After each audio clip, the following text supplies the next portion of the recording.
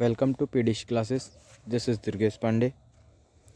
आज पढ़ाने का तरीका बदला है। आज वाइट बोर्ड नहीं शो होगा। आज कुछ पीपीटी से ही पढ़ाया जाएगा।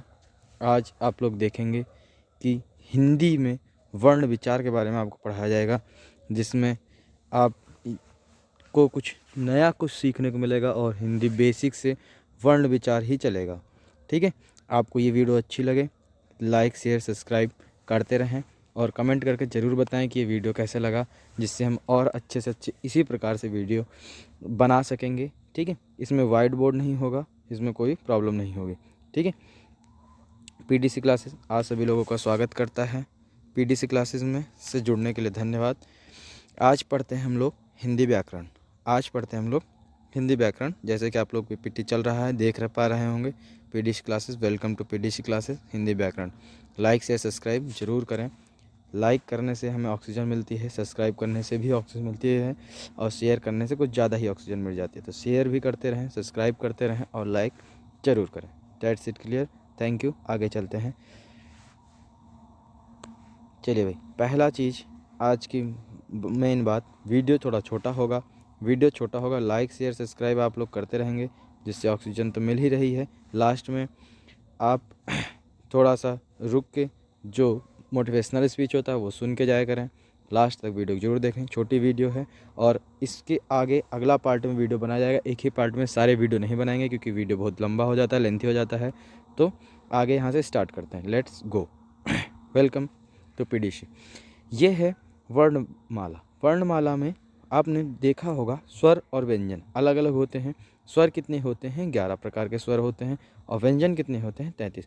कुल मिला के हमारे पास वर्णमाला में 52 वर्ण पाए जाते हैं। जैसे कि स्वर्ग में आ ई उ ये सभी 11 प्रकार के वर्ण होते हैं, स्वर होते हैं। ठीक है, और ये सभी व्यंजन होते हैं। इनको स्पर्श व्यंजन भी कहा जाता है। और ये सभी 4 प्रकार के संयुक्त व्यंजन होते हैं। अनुस्वार बिंदु होता है, आ होता है और अह द्विगु व्यंजन होते हैं। हिंदी वर्णमाला में कुल मिला के 52 वर्ण होते हैं। ठीक है, आगे चलते हैं। इतना तो क्लियर हुआ होगा।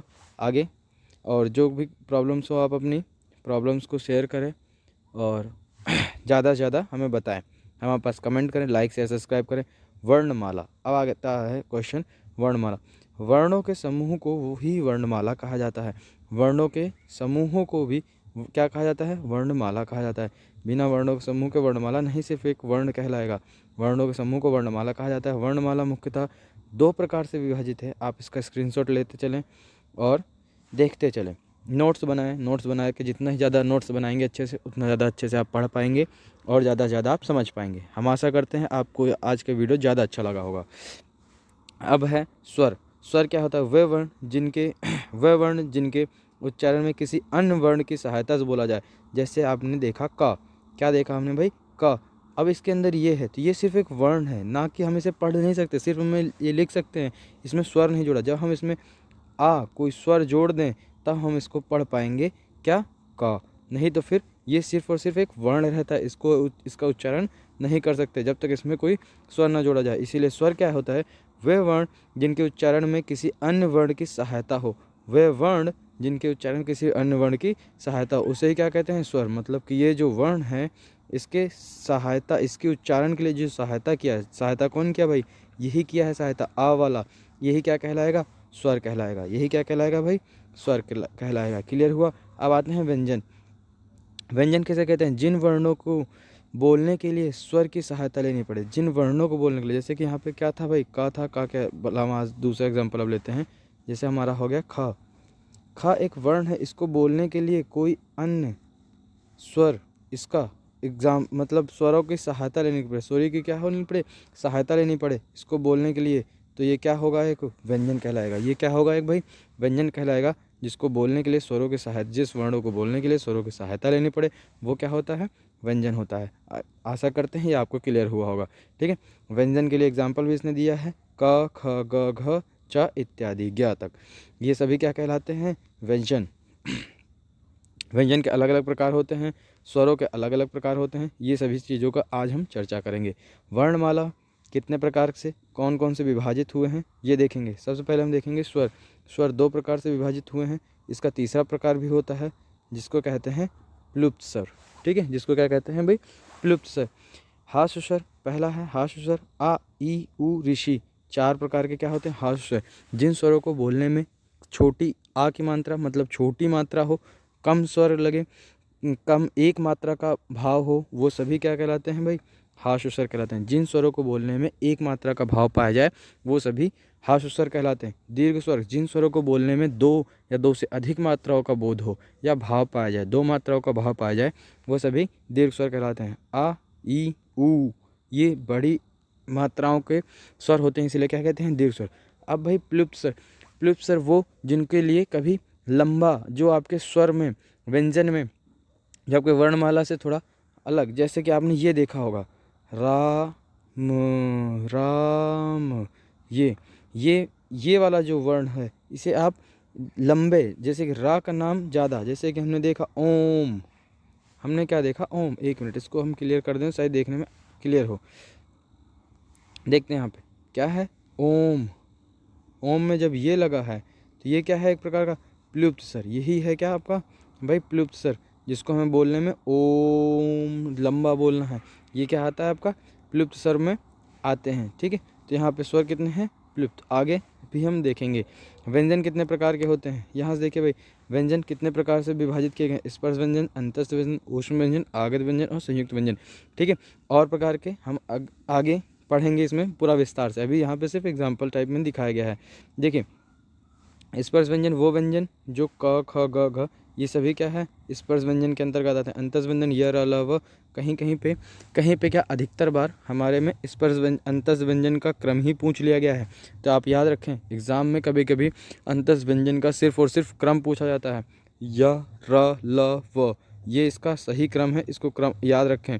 कन्फ्यूज करने के लिए चार ऑप्शन दे देगा, पहले र ल व य कर देंगे, या तो फिर उसका क्रम बार बार बदल के चार ऑप्शन देंगे। चौथे ऑप्शन में एक ऑप्शन में ये जरूर आपका क्रम रहेगा। आप ध्यान दें अंतस व्यंजन य र ल व के ही क्रम में लिखा जाता है। ऊष्म व्यंजन, आगत व्यंजन और संयुक्त व्यंजन। संयुक्त व्यंजन दो व्यंजनों के संयोग से जो व्यंजन बने उसे ही क्या कहेंगे संयुक्त व्यंजन कहेंगे। इन सभी वर्णों व्यंजनों को मिला के टोटल कुल मिला के व्यंजनों की जो वर्णमाला हमारे वर्णों की संख्या है वो कितनी है 52 है। हम पहले भी बताए थे, याद रखें।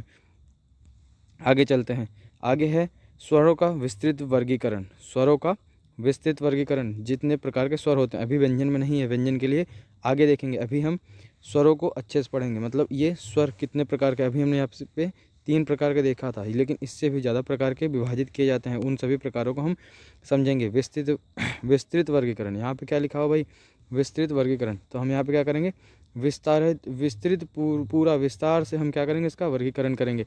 ठीक है, मात्रा या उच्चारण के आधार पर यही 3 प्रकार के थे जो आपने ऊपर पढ़े, हाश, दीर्घ और प्लुप्त, यही 3 प्रकार के थे। ये मात्रा उच्चारण के स्थान पे जो था ये 3 प्रकार के थे जिसको हमने ऊपर पढ़ा है। ठीक है, अब ध्यान दीजिए ओष्ठ आकृति के आधार पर, होठों की आकृति क्या बताए, मुखाकृति के मुख के आधार पर, जीभ के भाग के आधार पर, बनावट या रचना के आधार पर, हवा का नाक या मुंह से निकलने के आधार पर, इन सभी प्रकार 6 प्रकार के कुल मिला के हम यहाँ पे स्वरों का वर्गीकरण पढ़ेंगे। आप सभी को स्क्रीनशॉट लेना हो स्क्रीनशॉट ले सकते हैं, अपने पास संभाल के नोट्स बना के रखिए। हिंदी उतनी ही ज़्यादा जरूरी है जितनी कि मैथ। देखो मात्रा या उच्चारण के आधार पर स्वर 3 प्रकार के होते हैं, हार्श स्वर, दीर्घ स्वर, प्लुप्त स्वर, जो कि आपको हम पहले भी ऊपर बता चुके हैं। अब आगे देखेंगे जीभ के प्रयोग के आधार पर। यहाँ पे क्या है जीभ के प्रयोग के आधार पर स्वर 3 प्रकार के होते हैं। पहला अग्रस्वर, जिन स्वरों के उच्चारण में जीभ का आगे का भाग काम करे उसे क्या कहते हैं अग्रस्वर। जिन स्वरों के उच्चारण में जीभ का मध्य का भाग काम करे उसे क्या कहते हैं मध्य स्वर। इसमें ही आता है आपका सिर्फ आ। ठीक है, पश्च स्वर, आगे क्या आता है भाई पश्च स्वर, जिन स्वरों में उच्चारण में जीभ का पीछे का भाग पश्च भाग काम करता हो उसे क्या कहते हैं पश्च स्वर कहा जाता है। क्लियर है। होठों की आकृति के आधार पर, यहाँ पे है होठों की आकृति के आधार पर, होठों के आकृति के आधार पर स्वर 2 प्रकार के होते हैं, आवृत्तमुखी और वृत्तमुखी। जिन स्वरों के उच्चारण में होठ गोलाकार नहीं हो पाते मतलब गोल होंठ नहीं हो पाता, होठों को गोल नहीं बनेगा। जैसे कि पढ़िए इसको, आ ई ई, उच्चारण करके देखिए, करके सीखने से ज़्यादा सीखने को मिलता है। आ ई ई ए, ये सभी देखेंगे बोलेंगे तो हमारे होंठ गोल नहीं होते हैं। ये क्या होता है?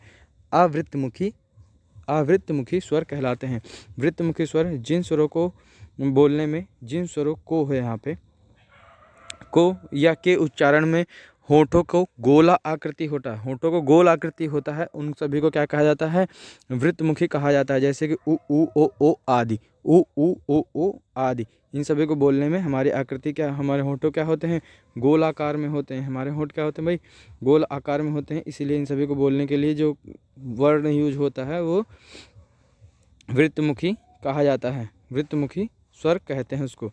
चलिए भाई आगे ध्यान दीजिए। पीडीसी क्लासेस लाइक से सब्सक्राइब। आज के लिए इतना ही, वीडियो लेंथी ना हो इसको ध्यान में रखते हुए हमने सिर्फ इतना ही वीडियो क्रिएट किया। अगर ये इस प्रकार का वीडियो अच्छा लगता हो, लाइक कमेंट शेयर कमेंट में ज़रूर बताएं, जिससे हम इस प्रकार के वीडियो भी आपके लिए हिस्ट्री, हिंदी और टॉपिक, और इसके आगे के टॉपिक जो कि आपने 6 प्रकार के देखे थे स्वर, उसमें से हमने सिर्फ यहाँ पे 2-3 प्रकार के ही देखे हैं, पूरे 6 प्रकार के देखेंगे। आगे व्यंजन को समझेंगे, संधि समझेंगे, समास समझेंगे, अलंकार, रस, छंद और दोहा, सभी चीज़ों को हम ऐसे ही समझेंगे जिसमें हमें अच्छे से क्लियर हो पाएगा विथ एग्जाम्पल। आज का मोटिवेशनल स्पीच है, जीतने का मज़ा तभी आता है जब सभी आपके हारने का इंतज़ार कर रहे हों। जब आपके सभी हारने का इंतज़ार कर रहे होंगे, तभी आप एक ऐसा चौका मारें कि आप जीत जाएंगे। जीत आपकी निश्चित होगी, बस मेहनत और लगन लगाए रखें। Thank you, that's it. Clear? PDC classes में जुड़ने के लिए धन्यवाद।